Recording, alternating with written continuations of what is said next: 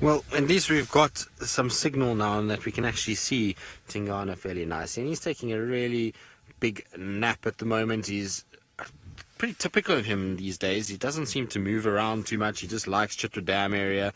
Kind of every now and then see him moving away from the dam, but for the most part lies at the dam and then just rests quite a lot of the time on the fringes waiting for things to come near him. Now, where he's lying at the moment is slightly north of the dam itself, and it's a perfect spot actually because you've got a nice cover here where it's not going to mean that, well, it's going to mean that not many things are going to find him, but he can watch all the ongoings of the open area that's basically at his back at the moment. He doesn't seem as though he's too interested in hunting right now, but he can then watch what's kind of happening behind him and see what's going on, and then if he needs to hunt, he can then take it from there. So it's not a worse place to be, and it's probably why he's spending so much time at Chitwa, is that one is he's got water, two he's got food, three he's got a situation where he's got a number of females here that have cubs in this particular area, so he's providing some semblance of protection to them, and he's staying out of the way of both quarantine and hukumuri, which means that he can take it pretty easy and have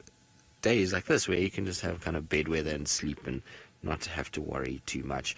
But he definitely looks better than when a few months ago. He was way worse about 6 weeks ago. He's at least come back from that. He's still not massive, and you can still see he's a little on the skinnier side than what he used to be, but he's not looking as nearly as bad as what he was. There's at least some roundness to that tummy. He's not got his hips sticking out, and his face actually seems a lot more alive and much more Tingana-like than the last time I saw him. He's kind of got this sort of, not as, I don't know what the word is for it, but not as gaunt as what he maybe was a few months ago, or a few weeks ago. So really good to see him, and happy that he's still around and still hanging in there, which is very, very cool. So, Jono, you say this is your favorite big cat. Now, are we saying leopards or Tingana? Because, well, leopards are my favorite big cat, and Tingana is an absolute beautiful example of what a leopard should be, especially when he was in his absolute prime. Tingana was a seriously big boy. A lot of people kind of always spoke about Anderson towards the end, well, in the last few years, but Tingana, make no mistake, was a big leopard and is a big leopard. He's got a massive dewlap, big shoulders, and I've seen him and Anderson side by side, and while Anderson is slightly bigger than him, it's not by much, and so Tingana is still a very impressive specimen of a leopard, and he's done a lot of good for this area. We've had a lot of interesting kind of behavioral things from his tenure as a dominant male, and he's been incredibly sort of tolerant of the young boys. So the Tamba and Hosana, he's really allowed them to kind of hang around much longer than I thought he would, and that's been pretty cool to see as well.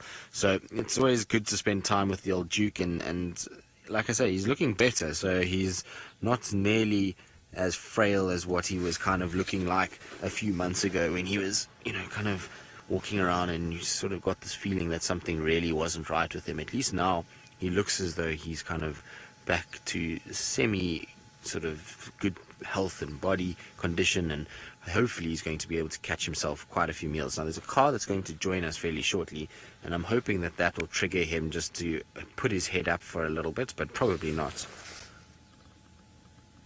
Willie, his hips do look better, don't they? They have a situation where he's kind of seems as though there's not as much bone showing there. I mean, you can still see that it is a little thin on that side, but it's really a lot better than what we had a few weeks ago when he had that kill on the southern side of Chitwa airstrip. He really didn't look good at all. He kind of was skinny, and he looked as though he was kind of sick in a way, whereas now he looks almost like the Tingana of old. He's kind of, his round self is getting his sausage-like appearance, and his face itself also doesn't look nearly as kind of sad and as narrow as what it was a while ago, but you can see how relaxed he is. It's pretty incredible. He doesn't even bat an eyelid for vehicles when they come in. He kind of just opens his eye, watches them, and then he just closes them again. We have to think, I wonder how much time has been spent with a leopard like this in terms of how many hours vehicles have sat with them and kind of just been around him, that he's become so kind of blasé with them. Indigo, it might just very well be his retirement home. Although if we look at somebody like Mvula didn't really establish a retirement home anyway. He kind of moved around all over the show. But maybe Tingana's decided the best way for life is to find a place like Chitwa and just kind of take it easy from there.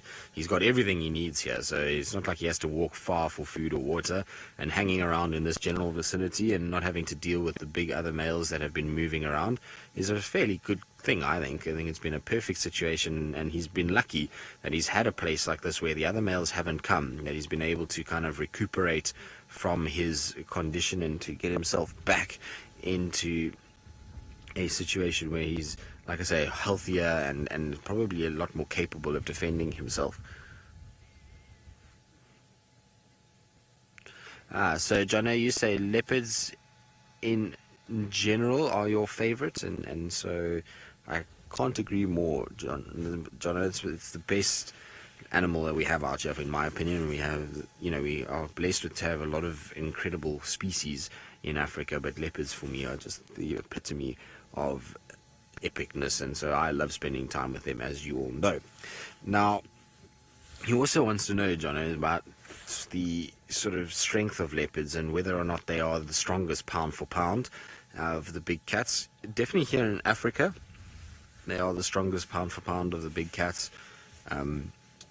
Even though lions theoretically are much larger and contain a lot more power, if you had to go pound for pound, the leopard's strength is far more than what the lions are. And obviously cheetah are not designed for power at all, and so the lions and leopards are way, way, way stronger than what they are in many aspects. So yes, they are, and it's part of the reason why they're so remarkable is their ability to overcome prey that is so much larger than them. If we take a number of these leopards, they've all displayed the ability to go after very, very large prey. And so you have a situation where, like, let's say somebody like Tamba, who recently killed that kudu cow, that's something that's almost 3 times his weight or more, and that he's able to kill that and wrestle that down is absolutely incredible. And then you look at when these guys take carcasses up a tree, sometimes they're taking their own body weight plus the animal that they've killed, which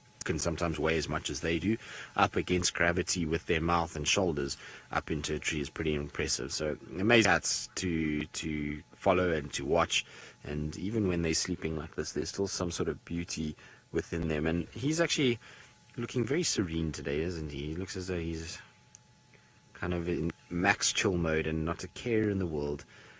I suppose when you've seen as much as he has, there's not that many things that you have to stress about.